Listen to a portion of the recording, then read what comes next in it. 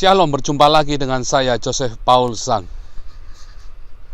Ketika Yesus berkata di dalam Matius 4 ayat 10 bahwa kamu hanya boleh menyembah Tuhan Allahmu saja. Dan kemudian Yesus berkata di dalam Yohanes 13 ayat 13 bahwa Ia adalah Guru dan Tuhan.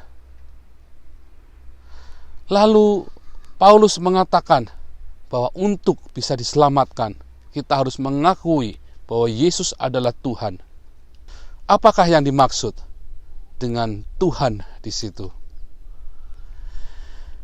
Di dalam Matius 4 ayat 10 merupakan kutipan Yesus dari Ulangan 6 ayat 13. Engkau harus menyembah Yehova Elohim, kepadanya lah engkau berbakti.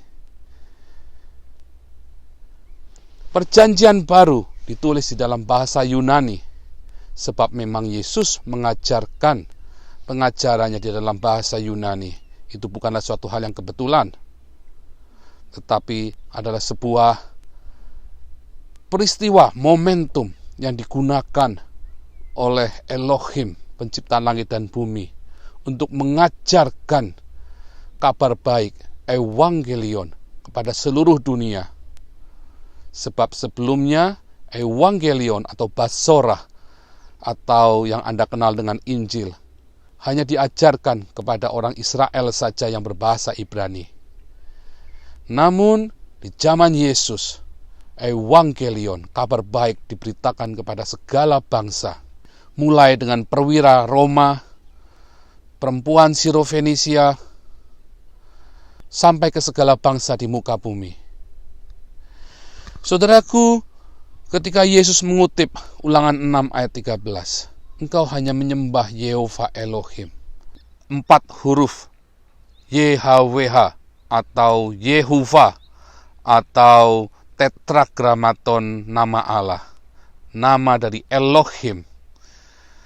Itu tidak boleh diucapkan dengan mulut bagi orang-orang Israel, melainkan mereka selalu menyebutnya dengan kata Adonai, atau Kurios dalam bahasa Yunani, Tuhan dalam bahasa Indonesia.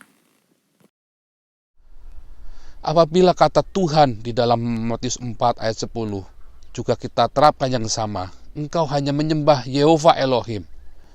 Lalu Yohanes 13 ayat 13, engkau memanggil aku Guru dan Yehova. Lalu Paulus berkata, untuk bisa diselamatkan, kamu harus mengaku bahwa Yesus adalah Yehova. Para rasul tidak pernah mau menerima penyembahan. Para rasul tidak pernah mau disembah. Ketika orang-orang mulai menyembah para rasul, mereka panik dan mereka berkata, jangan sembah kami, sebab kami ini manusia biasa. Ketika para nabi hendak menyembah malaikat, maka malaikat itu menolak, jangan, sebab aku ini hanya hamba seperti kamu. Tetapi ketika orang-orang menyembah Yesus, maka Yesus menerima penyembahan itu. Ketika orang-orang mulai mengeluh-ngeluhkan dan memuji-muji nama Yesus, maka Yesus menerima pujian dan penyembahan dari orang-orang ini. Sebab Yesuslah yang layak menerima pujian dan penyembahan. Ia adalah Yehova sendiri.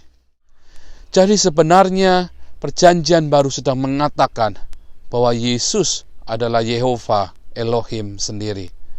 Dan Yesus menegaskannya di dalam Yohanes 17 ayat 11.